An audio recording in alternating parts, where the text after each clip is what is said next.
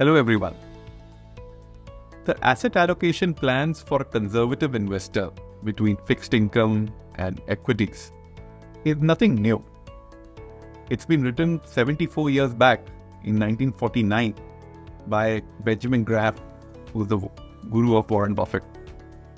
In his book, The Intelligent Investor, Benjamin Graham speaks about how a conservative investor should move allocation of equities between 25% and 75% of the portfolio based on market conditions. And the allocation, of course, should be on big established companies. I think what Graham wanted to say was large caps. When we are creating a balanced advantage fund model for Bajaj Finserv asset management, we took learnings from some of the successful investors and great investors to create a model which suits a conservative investor in asset allocation. Years of research on stock market movements have told us that there are two important cycles that impact the market: a fundamental cycle and a behavioral cycle. The fundamental cycle puts everything about economy, corporates, banking sector, profit growth, everything in one basket. The behavioral cycle is about the sentiment, risk on, risk off, how each market expresses whether it is bullish or bearish. Now these can be commodity markets, bond markets, equity markets, as well as currency markets. Let's take a simple mental model of a market combining these two cycles. Think of a fundamental cycle like a large ship. It's like a long cycle. A large ship, when it charts a particular course, it goes on that course for quite some time. Even if it turns very slowly. Fundamental elements of economy and corporate typically are like that large ship. So long cycles.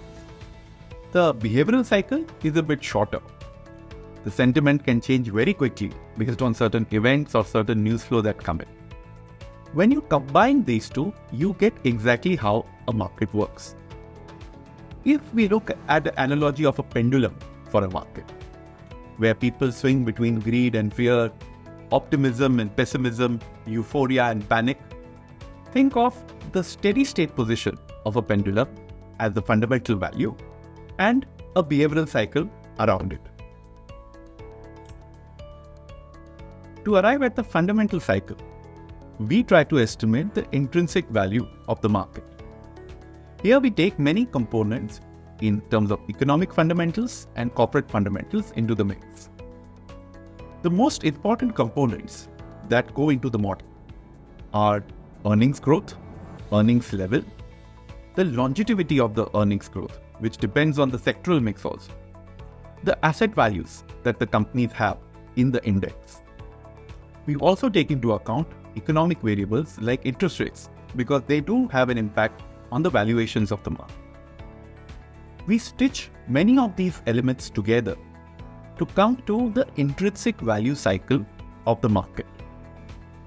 This, on historical testing, comes like a regression line around the movement of the major indices. Next, we create a behavioral cycle to tell us whether the market is bullish or bearish, whether it will react on the upside or the downside. How do people express the behavior or the sentiment? Through prices.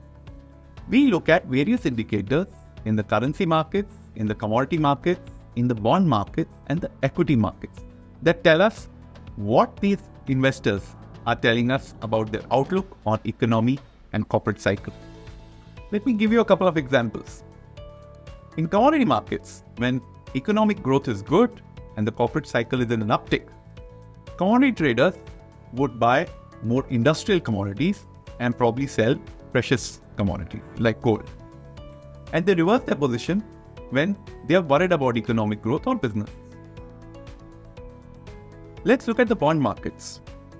When bond investors look at a better economic growth and an upward movement in corporate cycle, they like to bet that the spreads between corporate bonds and government securities will narrow.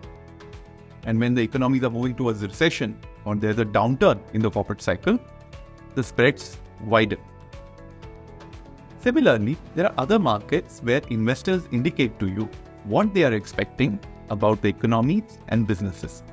We put them all together and create a behavioral index which tells us whether the sentiment is bullish or bearish.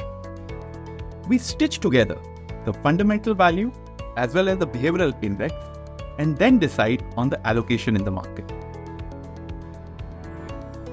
And Bajaj Finserv AMC, we have put together all the learnings and all the important components that impact the market and stitch them together into this balanced advantage fund. There are many parts to a suit and 4 fabrics, but a smart tailor puts them together into 2 pieces, a jacket and a trouser. And that's what we've done for our balanced advantage.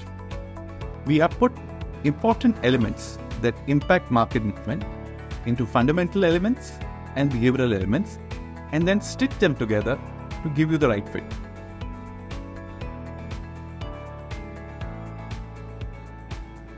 Mutual fund investments are subject to market risk. Read all scheme-related documents carefully.